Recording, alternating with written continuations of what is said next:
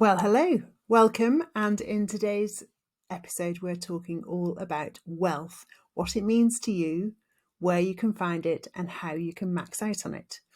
Now, when I say the word wealth, it will probably immediately conjure up various things for you. So take a moment just to think wealth, wealthy, does it relate to you? Or do you see it as something that other people may have and not necessarily you? If I look up in the definition of what wealth means, it says there's two options for the noun. It says an abundance of valuable possessions or money, so it does mention money, or secondly, a plentiful supply of a particular desirable thing.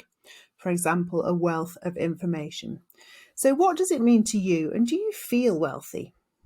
If I ask you that question, what's your immediate response?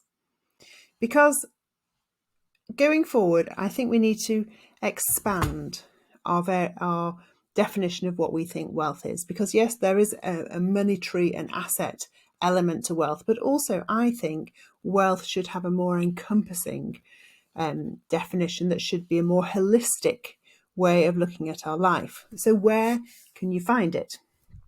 So people tend to measure wealth by outward signs of assets, basically cars, boats, money in the bank, clothes, holiday homes, size of houses, all that kind of thing.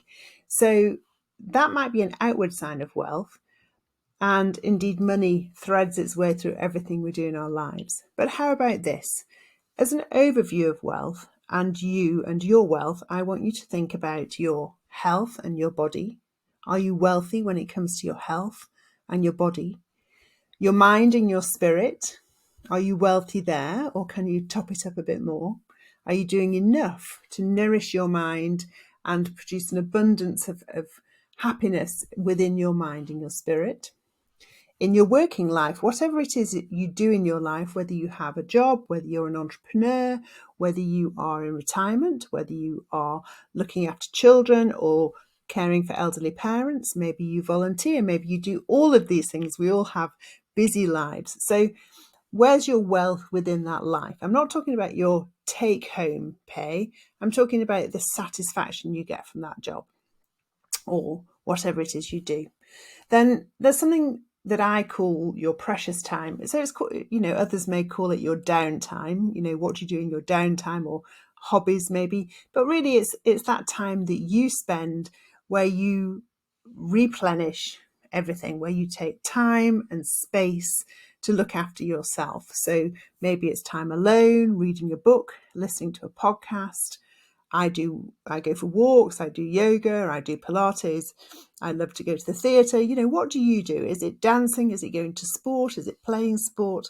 We all do different things which help to replenish our wealth when it comes to our precious time. And then there is material wealth. And so how is your material wealth looking? Are you feeling unwealthy when it comes to your bank account? Are you struggling to open the app or open the envelopes when they come through the door? How are you feeling in terms of your actual monetary? It's so important, and there's so much there. And when I do my coaching and my teaching, we go a lot deeper into analysing each of these areas and seeing where there's room for improvement. So something you can do today is think of those 6 areas: health and body, mind and spirit, working life, precious life, and your material wealth. That's 5, not 6. And just see where you think you're off balance. You might want to rate it from 0 to 10 or 1 to 10 and see, where you're lacking slightly, and can you do something that will make you feel wealthier in that space.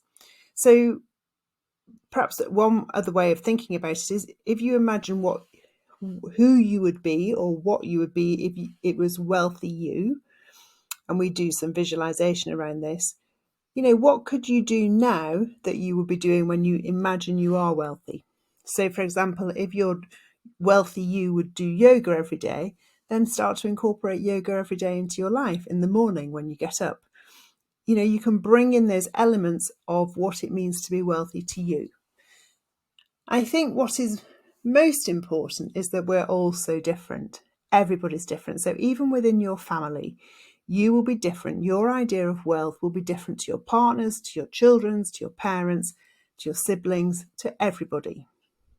So it's important that you focus on your wealth and looking after yourself in a wealthy way. And also, I'm going to let you into a secret that people often aspire to a material lifestyle because they think that's a wealthy lifestyle. It's all over Instagram, it's everywhere. We can see it wherever we go, and we love to have, a good peek on that in that world, and the boats, the cars, etc., etc., the houses. But as people get more and more of these material things, I'm going to let you know that they are always looking on and ahead. So you never quite reach that bit where you think, I am ultimately wealthy, unless you have a full satisfaction within your whole. And I think more of us are very aware of that now. But I hope that's useful. So let wealth come into your life. Let the word wealth sit with you, because you are wealthy and you can be wealthy. And when it comes to your money, we can do a lot to improve your wealth if you're feeling very unsure about that part of it. But I hope you can find something this week to go away and feel wealthy about. So I wish you a great week. See you soon.